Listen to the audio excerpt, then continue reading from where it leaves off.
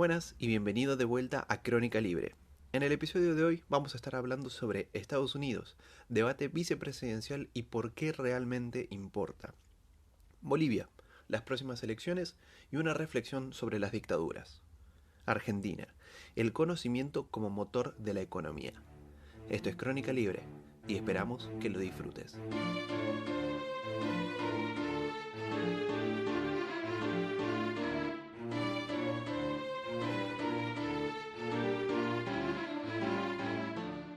Buenas a todos, mi nombre es Hernán Torres y en el día de hoy voy a estar hablando sobre el debate vicepresidencial de los Estados Unidos.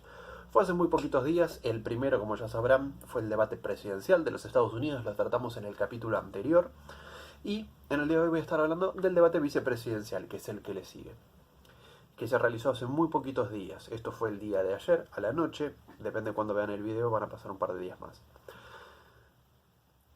¿Por qué es importante hablar sobre el debate o sobre lo que vaya a terminar pasando con las elecciones en Estados Unidos? Es bastante simple. Estados Unidos para gran cantidad de personas es ese ejemplo, ese estandarte de libertad a lo que la gente aspira o mira para ver qué ejemplo seguir.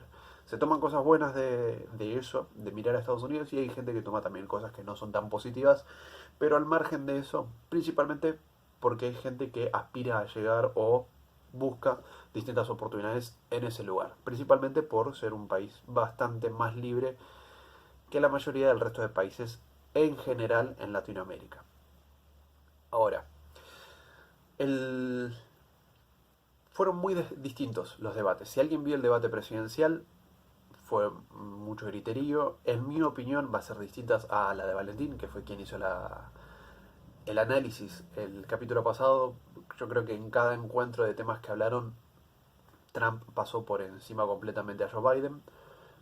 No coincido, o por supuesto no es que sean cosas buenas todas las que se ven que hayan tratado, pero eh, por lo menos en la parte de debate, de argumento, en la gran mayoría, si no fue en absolutamente todas, ganó Trump. Si ven las imágenes de encuestas, le muestran todavía como una imagen positiva mayor para Biden. Es importante el debate vicepresidencial porque fue un debate completamente distinto. Si a alguien le gustan los debates, véanlos. Si lo vieron, lo habrán disfrutado. Es muy bueno. Me parece muy buen contenido. En las cosas que hablaron, por supuesto, son políticos, así que evadieron preguntas con, en algunos casos con mucha clase y otros sin ningún tipo de cobertura. Pero, a ver, ¿por qué es importante esto? El debate se dividió, como el anterior también, en distintos segmentos. En este caso eran 9 segmentos de 10 minutos, supuestamente 2 minutos iba a hablar una persona, interrumpidos 2 minutos la otra, y después el resto, los otros 6 minutos, los iban a estar haciendo en conversación, ida y vuelta, o repreguntas, etcétera. No voy a hablar de absolutamente todos los temas porque creo que tal vez algunos son más importantes que otros y algunos capaz ni siquiera contestaron de lo que estaban hablando. Pero hay algunos temas en los que se hace bastante interesantes. Por ejemplo, uno es sobre el tema de la pandemia, sobre el coronavirus. En este caso, Kamala Harris, para el que no tenga absolutamente ningún conocimiento de los antecedentes o el tipo de pensamiento e ideología que maneja, está Karl Marx. Ella se encuentra a la izquierda de Marx, más o menos, para que se entienda. Sobre el tema del coronavirus no contestó la pregunta, la desvió completamente y después empezó a lanzar datos al azar que son bastante fáciles de verificar y que no son reales en absoluto, o sea, fueron mentiras. Después el tema de Mike Pence, en el momento en que estaba contestando la misma pregunta, habló sobre la vacuna que va a haber en pocos meses. Desarmó lo que estaba hablando Kamala Harris completamente, fue muy rápido. Y la Susan Page, si no me equivoco, era la que estaba estaba moderando el debate. Hizo una pregunta sobre el tema de la vacuna. Que le preguntó a Kamala qué era lo que haría el tema de la vacuna, si es que sale, qué lo haría. Si es que realmente la recomendaría o no se la pondría directamente. Y dijo que si los médicos, esto es importante, si los médicos dicen que sí, hay que ponérsela, ella sería la primera en la fila para ir y ponerse la vacuna. Pero si Trump dijera que sí hay que ponerse la vacuna, entonces ella no se la pondría. Y acá es interesante, porque esto después Mike Pence lo marcó y se lo contestó creo que de una manera correcta. Primero porque habló de que deje de hacer políticas con la salud de las personas y que deje de bajar la confianza o la creencia en el sistema médico o los científicos sobre esa vacuna que va a salir. Primero, acá me parece que está bueno analizar lo siguiente. Es un dato de color nada más, no es que sea que agregue demasiado contenido.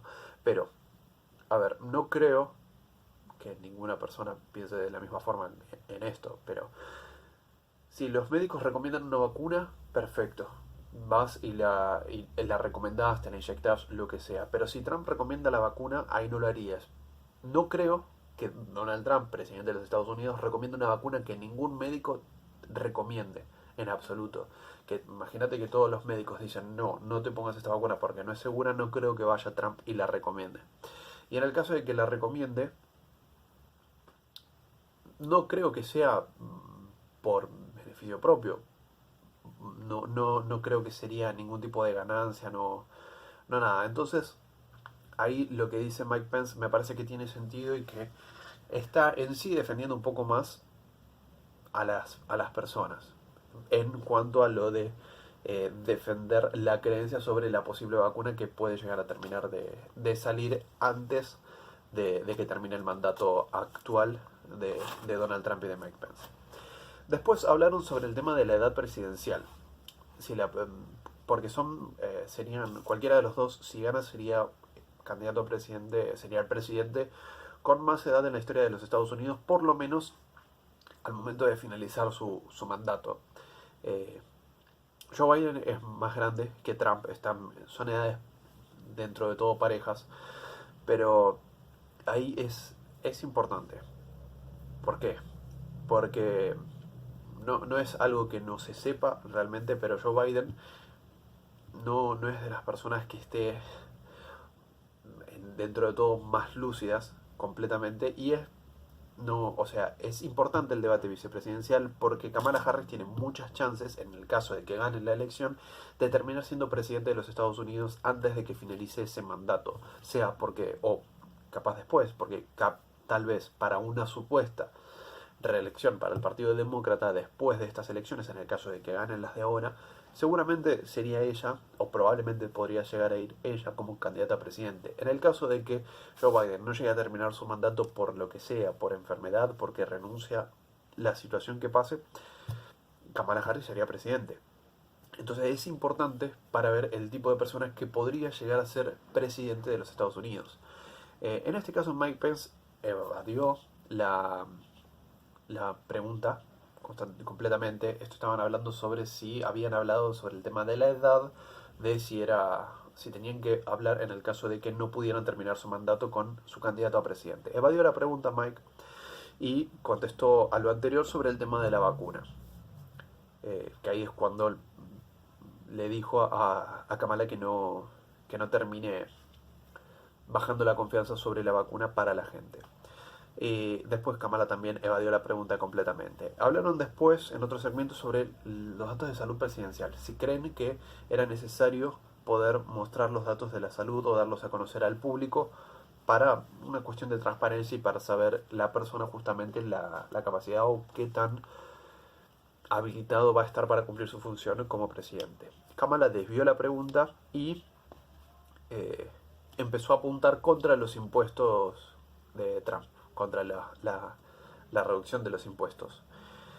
No sé si seguramente lo habrán escuchado, pero hizo un recorte en la cantidad de impuestos que generó bastantes beneficios, aumentó la recaudación, bastante. Eso se habló bastante hace un tiempo, después se borró bastante con el tema de la pandemia. Mike Pence lo respondió, dijo que habían sido bastante transparentes. La verdad es que no le he prestado mucha atención sobre el tema de los datos de salud de los candidatos a presidente, pero él dijo que sí lo hizo. No hubo ninguna respuesta ni repregunta ni dijeron que era mentira, así que en teoría sería real. Se ve que se aceptó directamente que era verdad, que lo estaban compartiendo.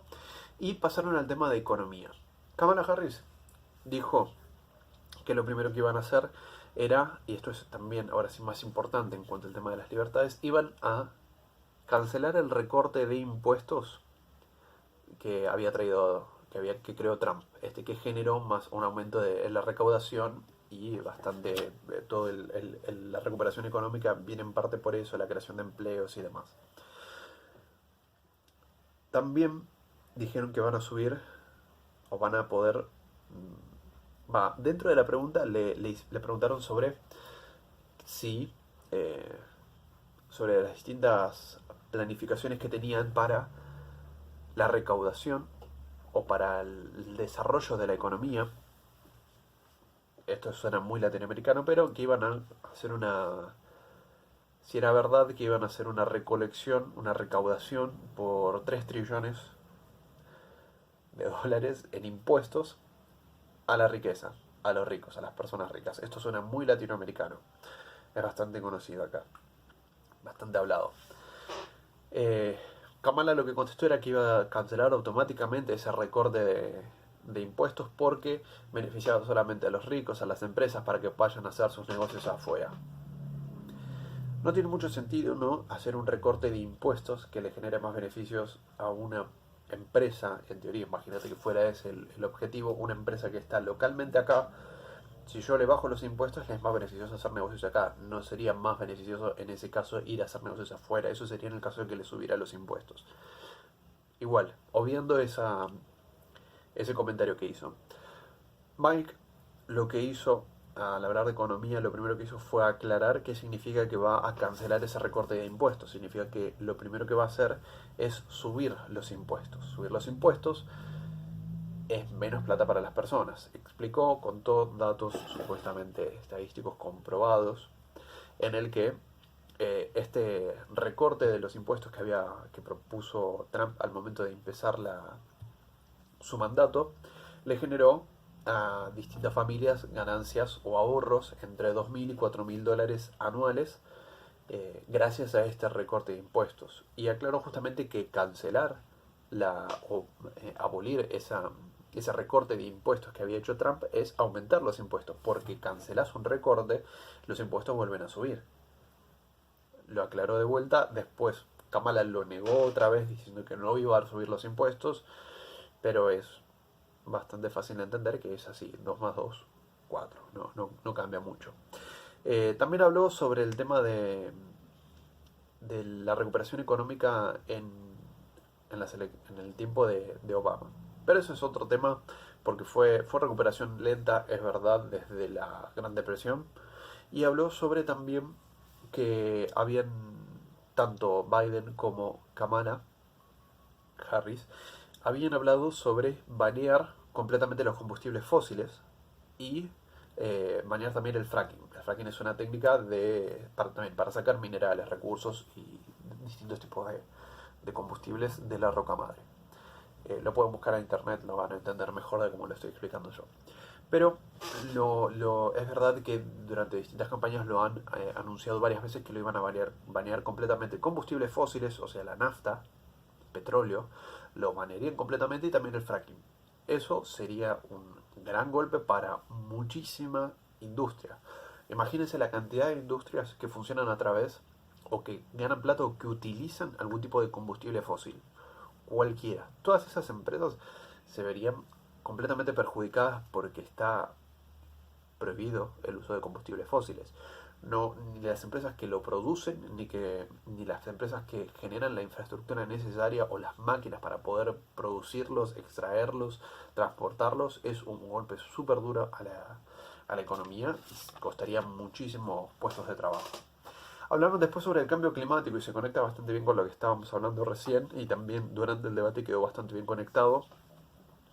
Mike Pence habló sobre el tema del cambio climático y tocaron el tema sobre el Acuerdo de París.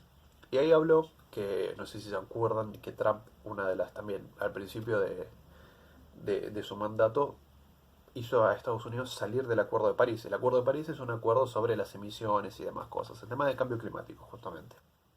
Con respecto al cambio climático, Mike Pence contó que Estados Unidos estaba generando menos contaminación, o que había reducido en mayor medida los niveles de contaminación o de emisiones que estaban generando que el resto de países que seguían dentro del Acuerdo de París. Después Kamala habló sobre o por lo menos le preguntaron sobre el tema de el Green New Deal. Y le preguntaron por qué estaba dentro de su sitio, dentro del sitio de la campaña, decía que el Green New Deal era parte de la campaña.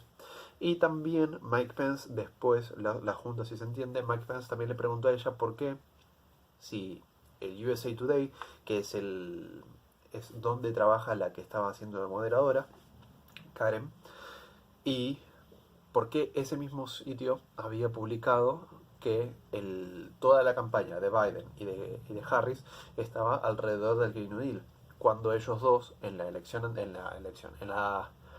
el debate anterior Biden había dicho que no apoyaba en ninguna medida el Green New Deal, y Kamala también había sido eh, la persona que lo había patrocinado en el Congreso, el Green New Deal.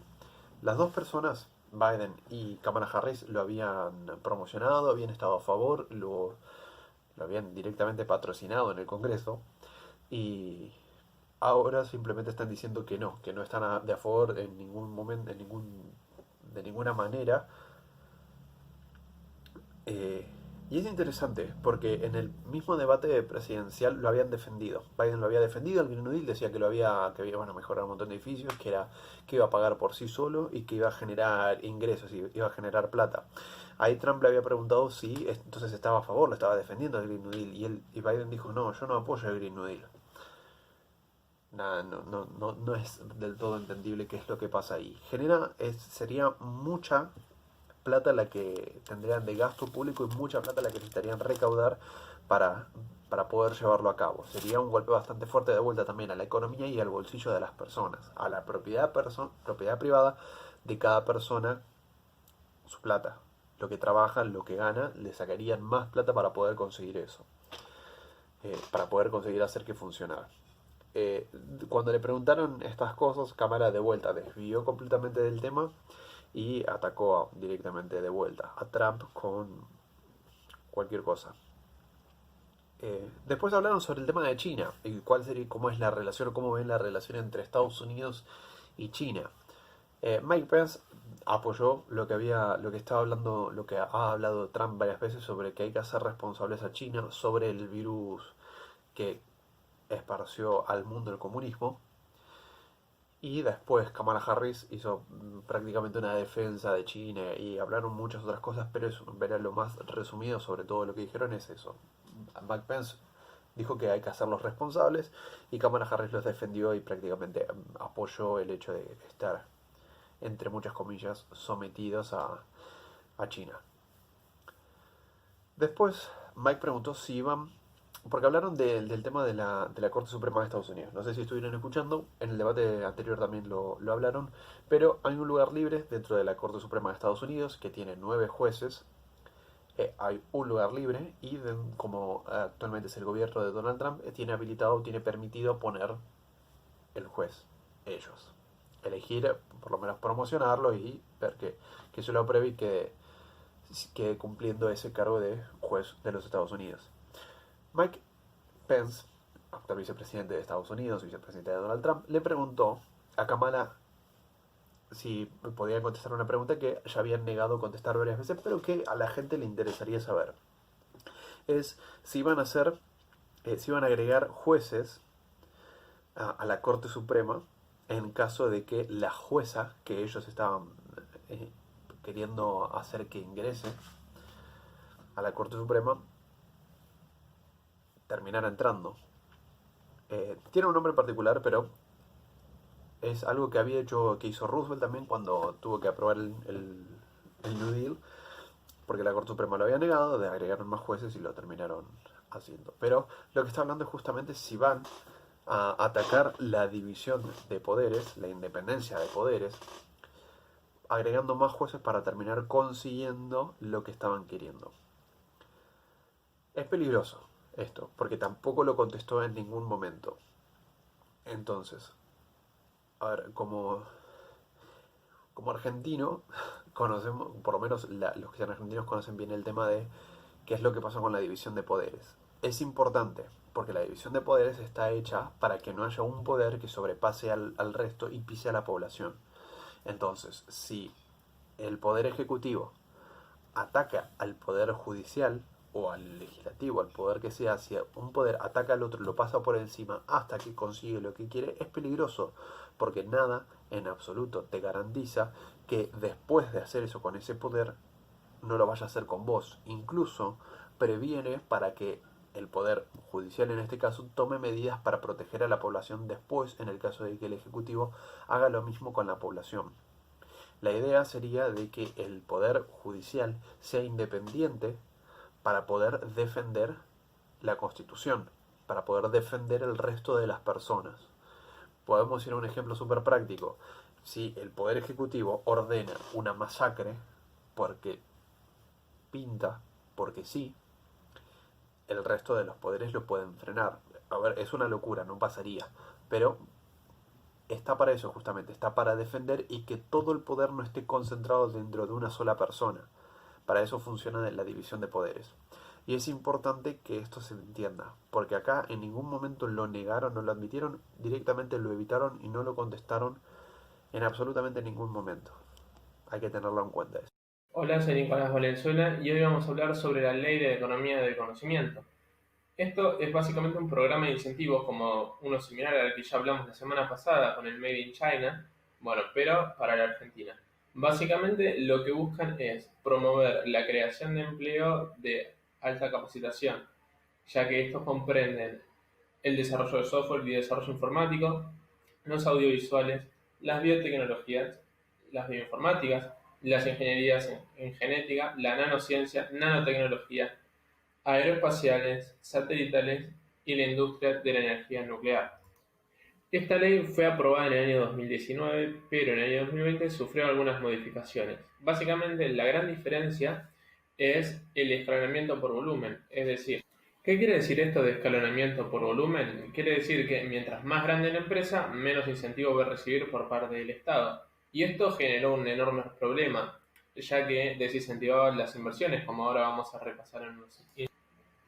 ¿Cómo hacen las empresas para poder acceder a este beneficio impositivo? Básicamente tienen que cumplir con dos normas. La primera es que en los casos de facturación sean 70% o más de la creación, diseño, desarrollo, producción, implementación o adaptación de un bien de las actividades promovidas, también anteriormente mencionadas, y deben estar radicadas en Argentina. Ahora, para mantener esto a lo largo del tiempo, la regla principal es no poder reducir la nómina de empleados, es decir, no poder echar empleados, o mantener la misma cantidad de empleados en número. Es decir, si la empresa sufre alguna renuncia, jubilación o en caso de extremo fallecimiento, eso se puede deducir. Pero si la empresa achica el personal, supongamos un 20 o 25%, ya dejaría de estar en el programa de incentivos. Además, promueve para los empleados un programa de mejora continua, es decir, las empresas deben invertir en el capital humano de la siguiente forma. Las micropymes deben invertir un 1% de su facturación anual en capacitación de empleados. Las pymes, es decir, las pequeñas y medianas empresas, un 2%. Y las grandes empresas, un 5% o más.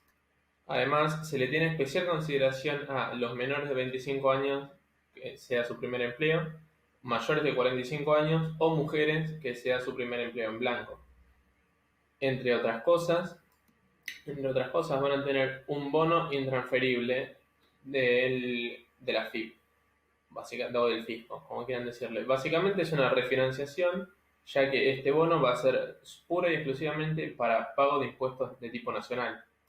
Y va a tener una duración de 24 meses luego de aprobado el crédito.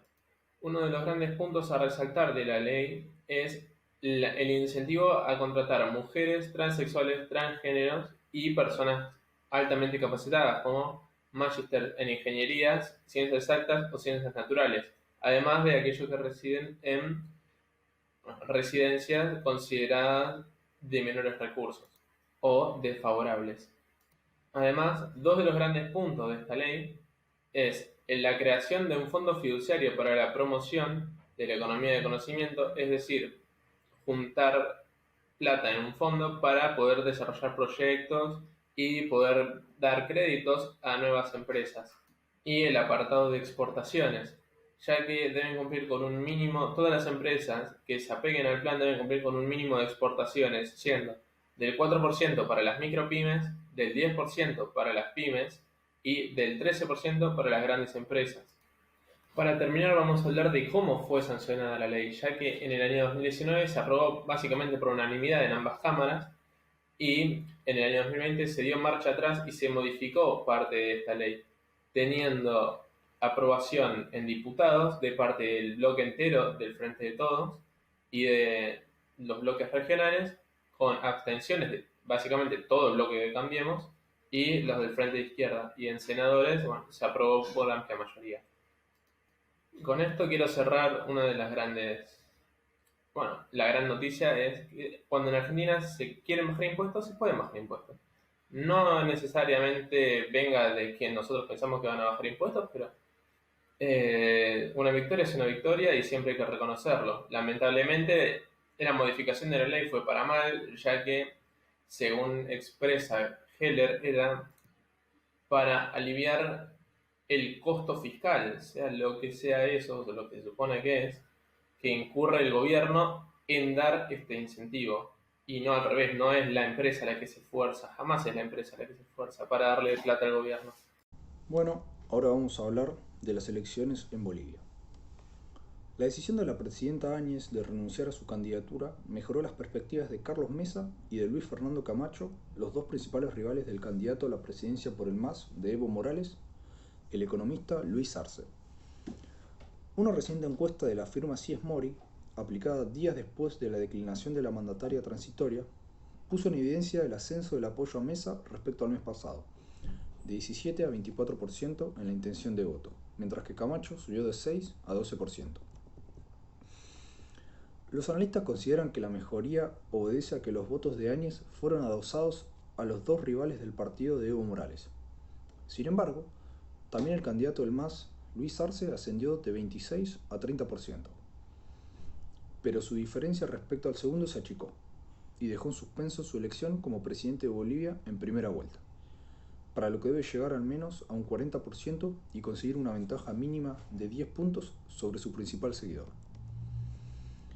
Como ocurrió en la elección anulada del año pasado por fraude, cuando el MAS buscó una diferencia de al menos 10 puntos sobre Comunidad Ciudadana para evitar el balotaje, el objetivo de Luis Arce ahora es no ir a la segunda vuelta con el segundo, que según las encuestas les corresponde a Mesa, ya que en ella puede sufrir una derrota y perder la presidencia. A 14 días de las elecciones, algunos analistas consideran que es muy probable un balotaje, ya que existe la posibilidad de un mayor ascenso de Mesa que de Arce.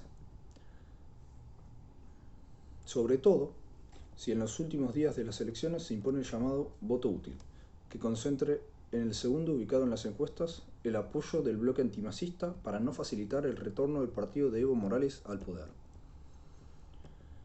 Sin embargo, así como es posible un balotaje, tampoco se puede descartar aún que Arce gane la presidencia en primera vuelta, considerando el voto oculto o secreto, 8,4%, que se registra en las encuestas y que el propio MAS dice que le corresponde. Además, puede conseguir algún punto adicional con la supremacía que parece tener en la votación de los bolivianos en el extranjero, sobre todo los que radican en Argentina. De otro lado, el analista José Luis Gálvez llamó a tomar en cuenta el ausentismo que puede ser mayor que en otras elecciones por la pandemia y que podría favorecer al MAS, ya que sus votantes son más propensos a ir a las urnas. En Argentina, a pesar de todos los problemas que el país está sufriendo, el gobierno de Alberto Fernández no parece tener otra prioridad que el dictador Evo Morales gane las elecciones. El Poder Ejecutivo permitirá que el 18 de octubre 24 escuelas de la ciudad de Buenos Aires abran sus puertas para recibir un aproximado de 60.000 personas quienes son ciudadanos bolivianos que viven en Argentina. Según el boletín oficial, el Ministerio de Salud adoptará las medidas sanitarias para garantizar la higiene. Aparte de las medidas de seguridad, habilitaron el ingreso y egreso de todo aquel que trabaje en los comicios y observaciones internacionales. A partir de esta situación nos preguntamos, ¿habilitan que 60.000 personas Copen las escuelas de la ciudad, pero no permiten que abran para 6.500 chicos que perdieron el contacto para que cursen en los patios. Como siempre, el kirchnerismo dándole la derecha a las dictaduras. Tal vez piensa que es muy fuerte llamarle dictador a Evo Morales, quien buscó perpetuarse en el poder como ya lo hicieron presidentes de su calaña como los Castro en Cuba o Chávez y Maduro en Venezuela. Pero debemos tener en cuenta que un gobierno dictatorial no se mide exclusivamente por cómo llega al poder. Prueba de ello son dictadores emblemáticos del siglo XX como Mussolini, Allende, Hitler o Perón, quienes tuvieron el aval sufragista. Para determinar una dictadura hay que tener en cuenta la independencia del poder judicial, la libertad de prensa y la libertad de acción. Esta última se mide con un índice llamado Índice Mundial de Libre Iniciativa. Bolivia se encuentra en el puesto 104 de 113 en el índice de independencia del Poder Judicial, 113 de 179 en libertad de prensa y en el puesto 173 de 180 en el índice mundial de libre iniciativa. Saquen sus propias conclusiones. Con admirable precisión decía Octavio Paz que la dictadura perfecta es aquella que no aparenta serlo, aunque a algunos se le está yendo un poco de las manos. Espero hayan disfrutado el episodio de hoy, y recuerden que tanto Es Libertad como Crónica Libre se abstienen de hacer apología política, de apoyar a cualquier candidato y también de intentar favorecer con sus comentarios o noticias cualquier partido o espacio político.